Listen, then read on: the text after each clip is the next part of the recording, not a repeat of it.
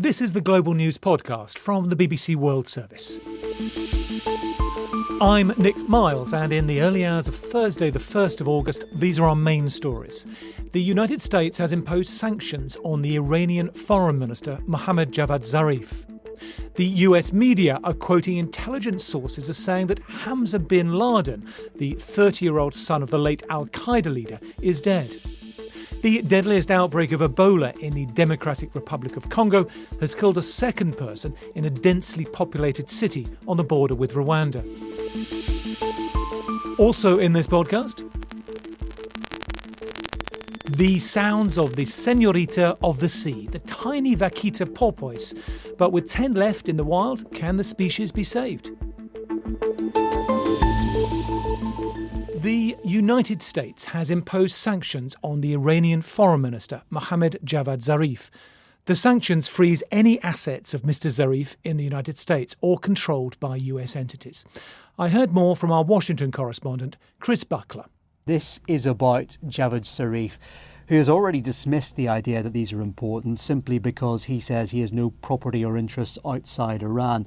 Whether that's true or not, though, it is about sending a signal to Iran and Mr. Zarif himself. There has certainly been frustration at the way he is being used as an individual to speak on behalf of the Iranian government. For example, they've called him a propaganda minister rather than acting as a foreign minister. And certainly, if you take a listen to Mike Pompeo, the US Secretary of State last weekend, he was saying he would like to speak to the Iranian public the way that Javad Zarif has a chance to come and speak to the American public. He feels that really there has been a different idea of what has been getting across, simply the idea that the Iranians are pushing propaganda, and ultimately they want to be able to try and push back against that. At the same time, though, it's clear that Mr. Zarif will still be able to travel to New York in order to attend the UN, to conduct that kind of business there. And ultimately, therefore, you might ask whether or not these are effective in tackling the concerns that the US have. OK, Chris. Well, let's go on to an unrelated matter. There are reports coming out of the media in the United States that Osama bin Laden's son, Hamza, is dead. What do we know about that? There's spare details at the moment. But if it was to be true, how significant a figure is Hamza? Well, we've been waiting for official word from the Pentagon. Certainly US media reports are saying that they have got military sources who have confirmed that the Pentagon now does have confirmation that Hamza bin Laden is dead. And he is a figure who they have been concerned about in recent months. In fact, recently, about 5 months ago, they offered $1 million award for information that would lead to his capture. And that's because at the time they said he was emerging as a key figure in the leadership of modern al-Qaeda. And specifically, he had apparently released audio and video messages in which he had called for attacks on America and its allies in revenge for the killing of his father, Osama bin Laden, who, of course, helped plan the notorious 9/11 attacks. And indeed, when he was tracked down and killed by US Special Forces in 2011, after a 10-year search at the compound in Pakistan where he was found, they actually discovered letters which were apparently written by bin Laden. And even then, apparently, he said he was grooming his son to succeed him. Chris Buckler. The US Federal Reserve has cut its key interest rate for the first time since 2008. The American Central Bank said the rate would be lowered by 0.25%. Supporters say it will give a boost to the US economy. At a news conference, the Fed's chairman, Jerome Powell, denied the Fed was giving in to pressure from President Trump for a rate cut. The outlook for the US economy remains favorable, and this action is designed to support that outlook. It is intended to ensure against downside risks from weak global growth and trade policy uncertainty, to help offset the effects these factors are currently having on the economy, and to promote a faster return of inflation to our symmetric 2% objective. All of these objectives will support achievement of our overarching goal to sustain the expansion with a strong job market and inflation close to our objective for the benefit of the American people.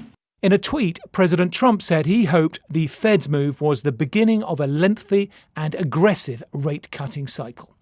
Michelle Fleury in New York explains more about the cut in the key interest rate. If you look at the domestic economy, it seems a bit puzzling. Why are you cutting rates when things look fairly rosy and the economy is growing? The answer is when you start looking further afield. Those inside the Federal Reserve are concerned about a weakening global picture. They're worried about the implications of trade disputes, how that is impacting American businesses. If you look at the growth figures that were released last week, you may recall that we started to see a pullback in the amount American companies were willing to invest. They are nervous about what the implications of this trade dispute will be. And the third thing is that inflation remains low, and so the Fed felt that they had room to make this cut to try and boost inflation. Michelle Fleury in New York. A second person has died of Ebola in a bustling city on the border between the Democratic Republic of Congo and Rwanda. Health officials say they're extremely concerned that the virus could spread across the region. The latest victim, a miner from the town of Ituri, was already in a critical condition when he was isolated in an Ebola treatment centre in Goma on Tuesday. He'd been showing symptoms for a week. Earlier this month, a priest died from the virus in the same city, which has a population of more than 1 million people. Newly published figures show the outbreak has killed over 1,800 people since it began a year ago. Hebdavi Muhindo is Programme Director for the relief agency Tear Fund. He's Congolese and is currently in Goma. There is a sense of general panic at the city at the moment, as I think the city was not yet fully prepared. Now, there is a lot of work that has been done. Tear Fund, for example, is working hard with faith leaders to mobilize people to create awareness about the disease so that people can get the message through a trusted source. However, Goma is a city of anything between 1 million to 2 million people, and therefore the work that has been done had not yet been sufficient to reach everybody that needs to be reached so that they can be able to know what to do when the virus hits. What do we know about this second case? On the surface, it appears to be unrelated to the first fatality, which was that of a priest, and I guess that is a worrying development. That is a worrying development because the case is not, as you said, so far the information that is available is that this case is not related to the previous one of the pastor who came from up north. This case also came from up north, but it came when it got into the city, it could not be detected because there were no symptoms yet. So it was still the incubation period, so they were not able to catch it at the entry point. However, the symptoms started developing while the person was already in the city. And that's where it's important that the city of Goma, even the health clinics and the general population are made aware through the right sources to know what are the symptoms, to know what to do in case you are feeling these symptoms and where to seek medical help. What is being done to check people coming into the city? There is screening at the cities. They do check basically what is the most common symptom, which is checking the temperature, because high fever is one of the earliest signs of the disease. So there is checks to record who is coming in, where they are coming from, and if you have been in contact with anybody who had Ebola before. So you're talking to people, or you're talking to the faith groups, getting them to spread the message of awareness, but also of making sure that if you have any suspicion that you have symptoms, even if you're not showing anything, you need to get checked out. That is correct. First of all, making sure people know what are the signs, and that if you suspect anything, seek medical help from the right place. Don't hide, but the sooner you seek medical help, the better. The other thing is focusing as well on making sure that people are actually changing their social norms and their social behavior. For example, in Goma already, we're encouraging people, wash your hands as many times as possible, avoid direct contact, body contact. It's a bit difficult to change your way of life. Suddenly you're meeting someone, you meet your grandmother and she wants to hug you, and you have to say, sorry, grandma, I can't hug you. Now, the second aspect is making sure that the many clinics in Goma are ready and prepared. Well, what is the situation at the moment? Is the infrastructure there? As Tear Fund ourselves, we are working in a number of clinics in Goma to make sure they are ready, putting in the infrastructure, the water, the latrine, the isolation units, even mobilizing the people working at the clinic so they know and they can quickly detect. The WHO declared Ebola a global emergency on the 17th of this month. Have you seen any tangible impact of that decision? As of now, not yet. There is actually a fear that there could be blockages in travel, which could frustrate people even more because of that declaration. So just to be clear, do you mean that people are more worried, are taking to the roads, trying to get out? What exactly do you mean by that? A city like Goma, it's a business city. There is a lot of traffic with tens of thousands of people crossing the border to Rwanda and Uganda every day. So there is that worry because people are crossing the borders, that if the borders decide to shut down, then what happens to their livelihood? However, we are still waiting at the same time for the effect of it in terms of resources to be mobilized. So because it's only been 2 weeks, we are hopeful that in the coming days, there will be more resources available. It is time to act. I know there is some donor fatigue because this is not the only crisis that is in DRC. There is already other problems. There is insecurity. There is displacement. However, there should not be a fatigue. For this Ebola, there needs to be resources. The world needs to react to this. The world needs to mobilize for this, to stop this disease. Hebdavi Muhindo speaking to James Kumarasamy. Over 5,000 migrants and refugees are currently being detained in Libya by the country's Department for the Control of Illegal Migration. Many of them are there after being intercepted by the Libyan Coast Guard when trying to cross to Europe by boat. The conditions in the detention centres have widely been described as degrading and inhumane. But what of the response of the international community? Well, a BBC investigation has uncovered criticism of the United Nations agencies tasked with offering solutions to migrants and refugees trapped in Libya. In this special report, our North Africa correspondent, Rana Jawad, looks at the support given to the Libyan Coast Guard.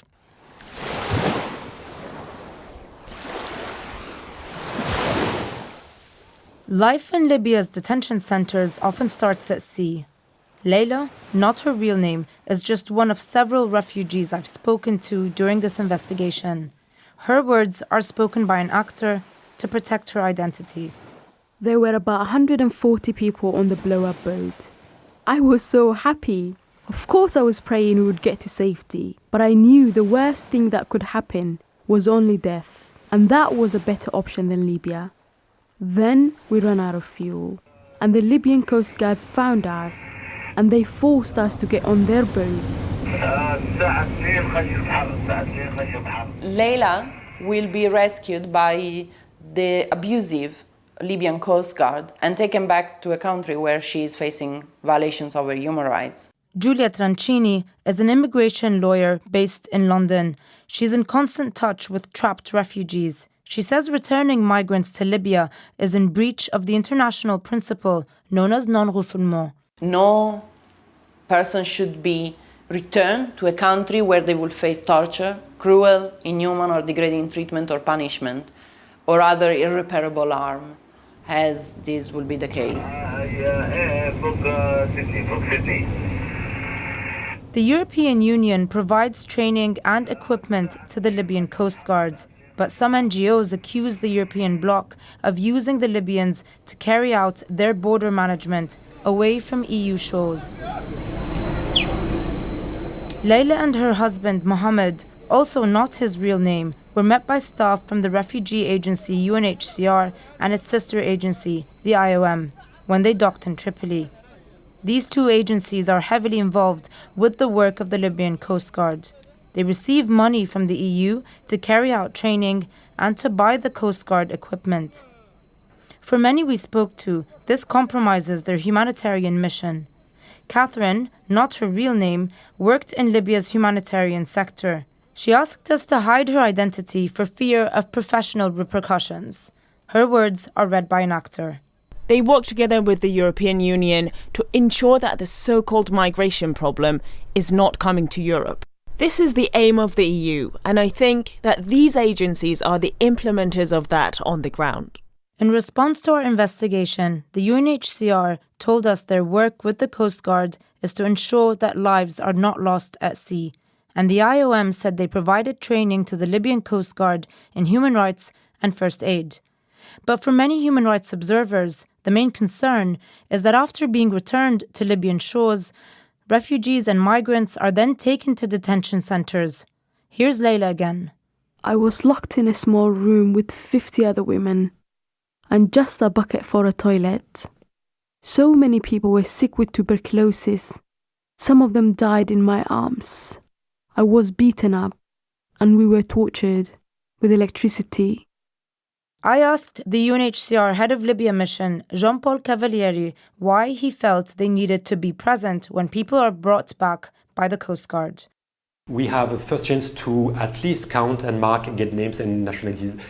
I don't think that being at this embarkation point is participating into criminal mechanisms or being accomplice of something that is just giving us an opportunity to be there at a point where we may have a chance to protect people. But you're essentially reduced to being an organization that distributes non-food items, is essentially a witness at disembarkation points where migrants and refugees are being returned and then put into detention centers. Then what is the purpose of UNHCR?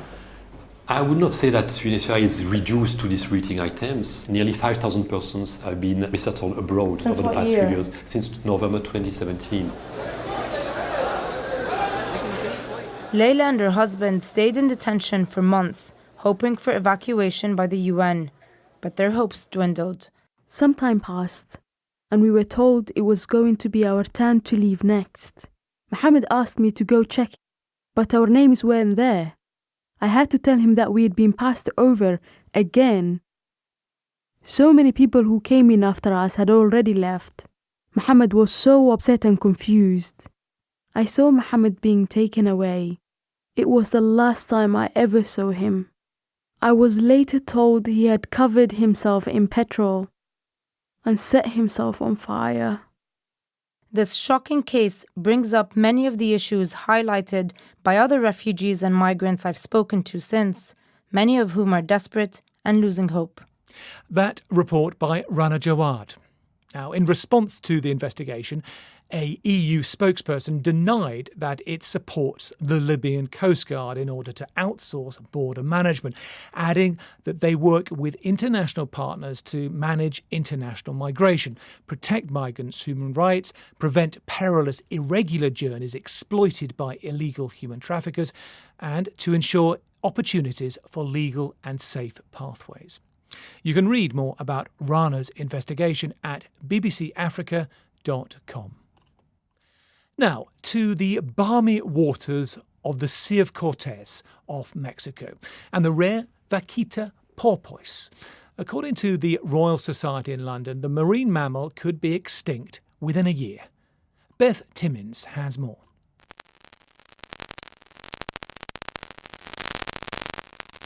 This is the sound of the so-called senorita of the sea, the Vaquita porpoise, but scientists are warning it is heading towards extinction.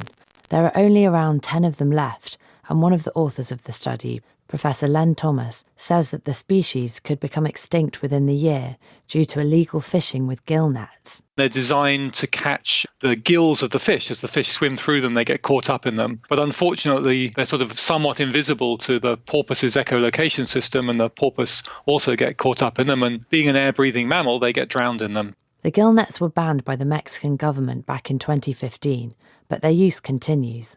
That's because of the demand for the bladder of the totaba fish. These sell for tens of thousands of dollars in the Chinese medicine market.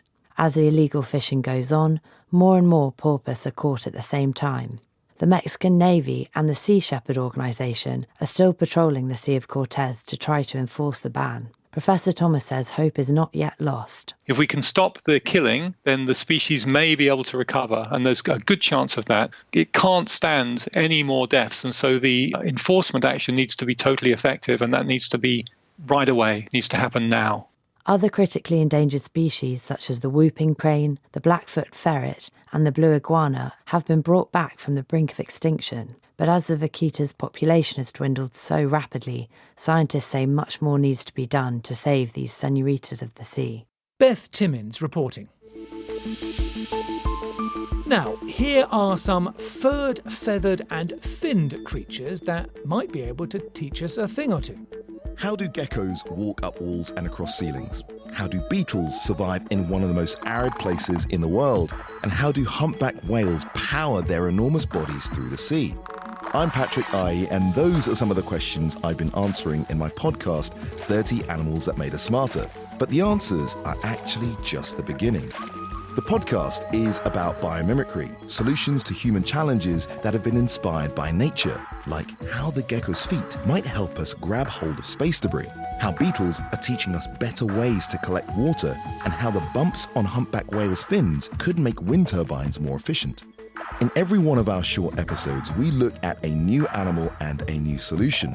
There's lots for you to explore already and plenty more on the way. That's 30 Animals That Made Us Smarter from the BBC World Service. Just search for 30 Animals That Made Us Smarter wherever you get your podcasts. Boris Johnson's first visit to Northern Ireland as Britain's Prime Minister has been dominated by warnings from Irish nationalists against a no-deal Brexit. Mary Lou MacDonald of Sinn Féin, one of the 5 parties he met, said Mr Johnson was setting a very dangerous course. A hard border could be reinstated in Ireland if Britain leaves the European Union in 3 months without a deal. Mr Johnson's ally, Arlene Foster, said no deal was on the table only because a belligerent EU had wanted to break up the United Kingdom. Her Democratic Unionists give Britain's governing Conservatives a parliamentary majority. So what exactly is at stake? Someone who has negotiated closely with EU leaders and was at the heart of the British government under a former British Prime Minister, Tony Blair, is Jonathan Powell. He was Mr Blair's Chief of Staff and one of the architects of the Northern Ireland Peace Agreement, known as the Good Friday Agreement. James Coomarasamy asked him if the possibility of a no-deal Brexit would make a referendum on a united Ireland more likely. I don't think it's likely that a British government will call a border poll in the foreseeable future because the numbers simply aren't there for it yet. That said, it has the impact of Brexit has been to change public opinion in Northern Ireland. Traditionally, about a third of Catholic voters in Northern Ireland have favoured staying in the United Kingdom over joining United Ireland. Now that has changed. It's gone down by 2/3 to just 10% of those voters who favour staying in the United Kingdom. And even on the Protestant side of the divide, there are now many more people talking about wouldn't we be better off inside the EU and remaining in a relationship with the Republic of Ireland? So it just certainly shifted the debate, just as it has in Scotland, and made the union being preserved less likely. But I don't think a border poll in the immediate future is likely, nor do I actually think Sinn Féin think it's likely. OK, but there is a provision for it in the Good Friday Agreement. There absolutely is a provision for it, and the decision is left with the Secretary of State, and the Secretary of State would make his decision on what the opinion polls are saying. And the opinion polls do not yet say that there is a majority for a united Ireland. And if you think about it, if you had a referendum and you ended up like the Brexit referendum with a division of 52-48 for a united Ireland, what on earth would that mean in terms of going to a united Ireland? Would the people in the minority accept that change to the status quo? It would be very difficult, and that debate has been very live inside the Republic of Ireland. Do they really want a unified Ireland on that basis with a very large and recalcitrant minority? And that, of course, is where the conflict started in 1919. Well, let's talk about what's at stake here in the context of Brexit. I mean, are you concerned that there are real security implications if there is a hard border?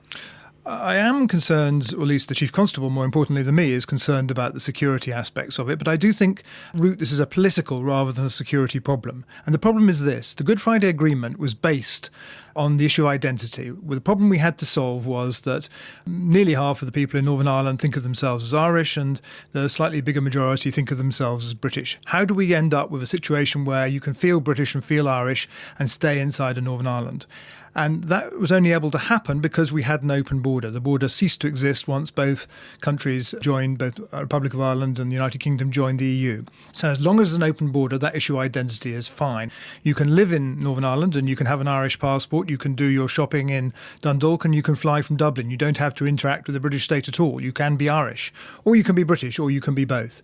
As soon as we put a hard border back in again, then that problem of identity is reopened and the basis of the Good Friday Agreement is undermined. So then you have a political problem. The security problem is a slightly different one, and that is, as the Chief Constable has pointed out, as soon as you put any sort of installations anywhere near the border, whether on the border or removed from the border, they will be subject to attack. They will be a target for dissident Republicans to attack. And once they start shooting down the cameras, you'll have to put in policemen to defend those cameras. They will start shooting at the policemen. Once the policemen are being shot at, you'll have to put in the army, and we'll be back to where we began. And it's worth remembering in Northern Ireland, nearly all of the violence has always begun around the border. There have been a series of border campaigns, and that's what we'd be inviting again.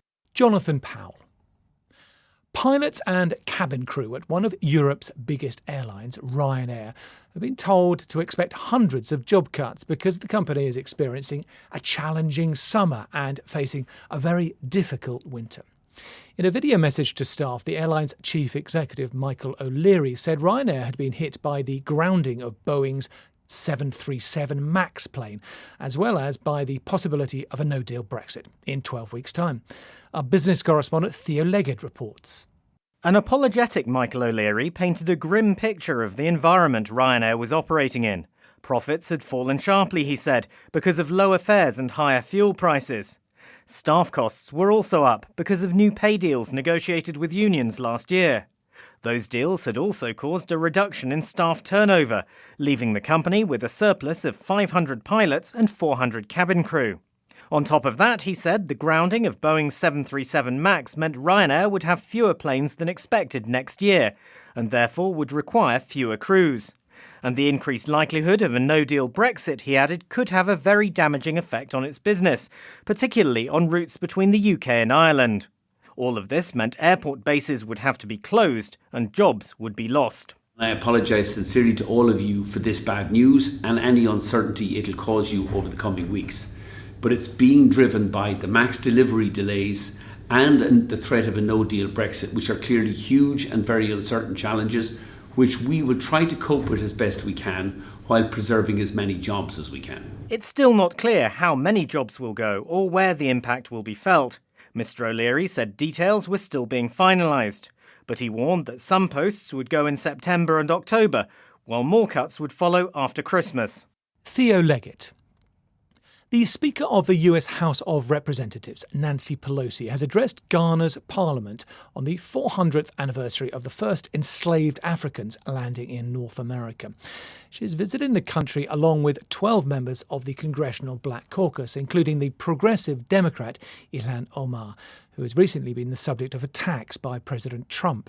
Thomas Nardi reports from the capital, Accra. A Ghanaian welcome as the U.S. delegation landed at Kotoka International Airport on Sunday afternoon. This trip has been about what connects the United States and Ghana, friendship, but also a dark past. It is 400 years since the first African slaves were sent across the Atlantic, the start of a trade that will claim millions of lives and shape both countries forever. To pay tribute to these millions, the American delegation visited Elmina Castle along the banks of the Gulf of Guinea. It is here that thousands of people were shackled.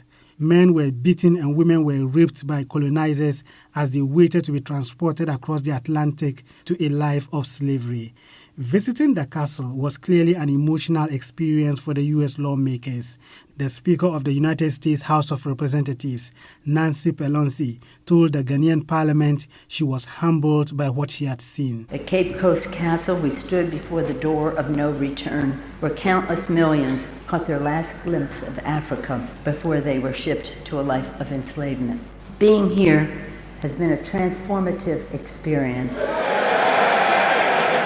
Ghana's President Akufo-Addo has declared 2019 as the year of return and encouraged many of the diaspora people who had been forcibly scattered across the world to come home to stay. Thomas Nardi in Ghana. The Indian Air Force has launched a new simulator game for mobile devices in a bid to encourage young people to join up. It gives players the chance to try out navigating virtual fighter planes. Electra Naismith has the details. The Indian Air Force Wants You. Its new 3D interactive game allows players to fly fighter jets in aerial combat, with several land targets to choose from. It features a character with a distinctive gunslinger moustache, who bears a striking resemblance to Abhinandan Vardhaman, the fighter pilot who became a national hero in India after being shot down by Pakistan during a dogfight over disputed Kashmir. The game's a clever recruitment tool. A young population and low-cost data have fuelled a surge in gaming in India. Electra Naismith. One of Broadway's most successful directors and producers, Hal Prince, has died at the age of 91. He won 21 Tony Awards and directed productions including Cabaret, Sweeney Todd, Evita and Phantom of the Opera. Our arts correspondent Vincent Dowd looks back at his life. Hal Prince started out as a stage manager. Before long, he was producing Broadway shows such as, in 1957, West Side Story. When you're a jet, all the way from your first cigarette to your last dying day. When you're a jet, Prince took on the show at the urging of the young lyricist, Stephen Sondheim. Another producer had bailed out, fearing the story and Leonard Bernstein's score lacked commercial appeal. An audition was arranged. Lenny played the score very loudly because he was nervous, because it was, after all, a very audacious project. Steve sang the lyrics with Lenny, and by the time we'd left, we had decided to produce the show. But Prince wanted to make the rare transition from producing shows, mainly sorting out the cash, to directing what's on stage. In 1966 came a huge hit, Cabaret. Willkommen and bienvenue, welcome in cabaret, oh cabaret. In the 70s and 80s, Hal Prince directed 6 Stephen Sondheim shows, including Company and Sweeney Todd. He'd become what he always wanted to be, the preeminent director of musicals on Broadway. Don't cry for me, Argentina. But not only on Broadway. When, in London in 1978, Andrew Lloyd Webber and Tim Rice wanted someone to bring Evita to the stage, there could be only one choice. Prince took more Tony Awards in New York than anyone else. When, in his 80s, he worked on a show of greatest hits, it was called with justification, Prince of Broadway. Vincent Dowd on the life of Hal Prince, one of Broadway's most successful directors and producers, who's died at the age of 91. And we'll end with a short extract from Phantom of the Opera. Slowly, gently, night unfurls its splendor. And that's all from us for now, but there will be an updated version of the Global News Podcast later on. I'm Nick Mars. Until next time, goodbye. Face away from the garish light of day. Turn your thoughts away from cold, unfeeling light, and listen to the music of the night.